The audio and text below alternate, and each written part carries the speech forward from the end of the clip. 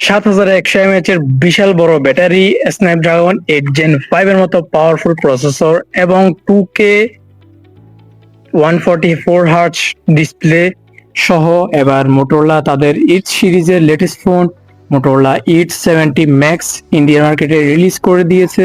So ভাবলাম এই ফোনটা নিয়ে একটা ভিডিও করি। যারা আসলে মোটরোলার লাভাররা রয়েছেন তারা কিন্তু তাদের লেটেস্ট ফোনগুলোর জন্য ওয়েট করতেছেন। সো চলুন এই ফোনটিতে কি ভালো রয়েছে জেনে নেওয়া যাক। অ্যান্ড আমাদের চ্যানেলে নতুন হয়ে থাকলে খুব দ্রুত সাবস্ক্রাইব করে আমাদের সঙ্গে থাকুন। চলুন মূল ভিডিওতে ঝাঁপিয়ে পড়ো।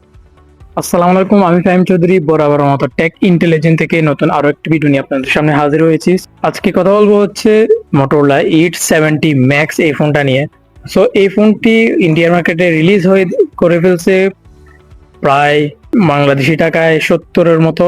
প্রাইসটা আগে বলে দিয়েছি কারণ হচ্ছে অনেকে এই এরকম প্রাইস বাজেট করেন যে একটা ফোন কিনবে, তাদের জন্য এই ভিডিওটি। প্রথমে আমরা এই ফোনটির ডিজাইন নিয়ে কথা বলবো।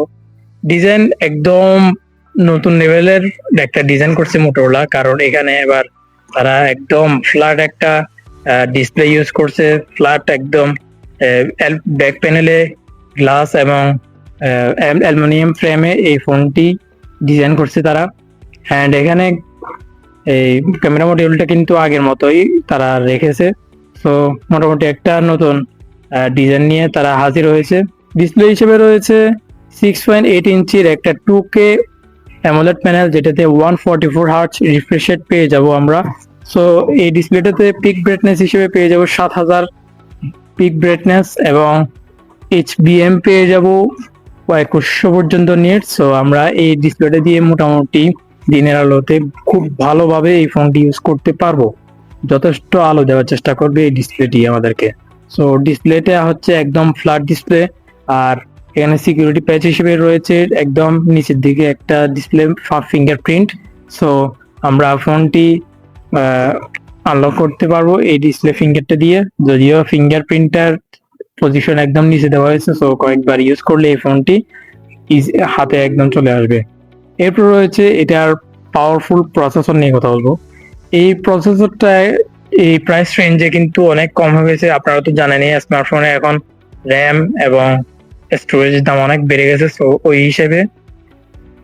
ওই হিসেবে মোটরোলা তারা ইউজ করছে হচ্ছে স্ন্যাপড্রাগন 8 Gen 5, যেটা একটা 3 nanometer প্রসেসর। সো এই প্রসেসরটি দিয়ে আমরা হাইলি গেমিং, তারপর হচ্ছে ফটোশুট, ভিডিও শুট ইজিলি করতে পারবো হাই রেঞ্জে। সো এখানে তারা র্যাম হিসেবে ইউজ করছে LPDDR5X এর মতো RAM, UFS 4.1 storage tab. So ওই হিসেবে দেখতে গেলে একদম অপটিমাইজ একটা প্রসেসর আমরা এই ফোনটিতে পাবো। এরপর হচ্ছে আমরা এই ব্যাটারি এবং চার্জার নিয়ে কথা বলবো। ফোনটিতে তারা ব্যাটারি হিসেবে ইউজ করছে 7100 mAh এর বড়সড় ব্যাটারি, যেটা চার্জ করার জন্য সাথে দিয়েছে আমাদেরকে 90 ওয়াটের একটা ফাস্ট চার্জার। এবং এই চার্জার দিয়ে আমরা মোটামুটি 2 থেকে 2.5 ঘন্টার মধ্যে পাওয়ারফুল ব্যাটারিটা আমরা চার্জ করতে পারবো। এরপর এখানে ব্যাক প্যানেলে আমরা ওয়্যারলেস চার্জিংটা পেয়ে যাবো 25 ওয়াটের মতো ফাস্ট চার্জিং।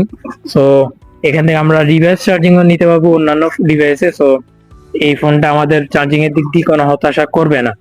এবং এই ফোনটিতে ওয়াটার রেটিং হিসেবে রয়েছে IP69 এর ওয়াটার রেটিং, যেটা দিয়ে আমরা দৈনন্দিন জীবনে পানিতে বা বৃষ্টিতে ইজিলি এই ফোনটি ইউজ করতে পারবো, কোনো সমস্যা হবে না বলে আমি আশা করছি। তো মোটরোলা এটাই দাবি করছে।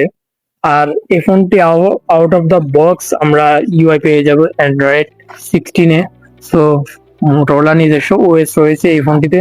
তো ওই হিসেবে আমাদেরকে ক্লিন একটা ইউজার এক্সপিরিয়েন্স দিবে এই ফোনটি। এই ফোনটিতে ক্যামেরা হিসেবে থাকছে 50 মেগাপিক্সেলের মেইন শুটার, 8 মেগাপিক্সেলের আলট্রা ওয়াইড, যেটা দিয়ে আমরা ম্যাক্রোর কাজগুলো করতে পারবো। এবং ফ্রন্ট ক্যামেরা হিসেবে দিয়েছে তারা 32 মেগাপিক্সেল একটি ক্যামেরা। সো আমরা এগুলা দিয়ে 4K 60 FPS পর্যন্ত ভিডিও রেকর্ড করতে পারবো রিয়ার ক্যামেরা দিয়ে। অ্যান্ড ফ্রন্ট ক্যামেরা দিয়ে আমরা 4K 30 FPS পর্যন্ত ভিডিও রেকর্ড করতে পারবো, যেগুলো স্যাম্পল আমরা দিয়ে দিয়েছি এই ভিডিওতে।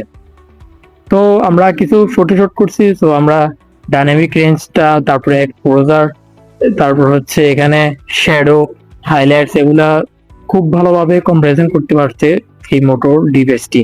সো ক্যামেরা নিয়ে আমাদের কোনো কমপ্লেন না, তবে এখানে থাকছে না কোনো অপটিক্যাল জুম লেন্স। সো এটাতে একটু কমাই দিছে, কারণ 60 তে আমরা ওই লেন্সটা পাইছি। সো ওভারঅল আমরা এই ফোনটি সম্পর্কে জানতে পারছি কিছুটা। সো এই ফোনটা আসলে কারা কিনবেন, যারা আসলে গেমাররা আছেন তারা এই ফোনটি নিতে পারেন। আর যাদের বড়সড় ব্যাটারি প্রয়োজন তারা এই ফোনটি নিতে পারেন।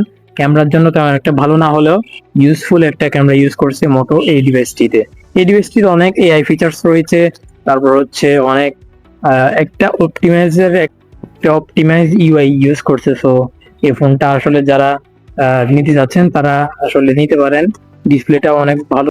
ওভারঅল আমরা এই মোবাইলটিকে আমরা 10-এ 9.5 দিব, কারণ এখানে ডিজাইন, তারপর হচ্ছে ডিসপ্লে, ব্যাটারি, চিপসেট সবকিছু একদম অ্যাকুরেটলি দিয়েছে এই প্রাইস রেঞ্জে।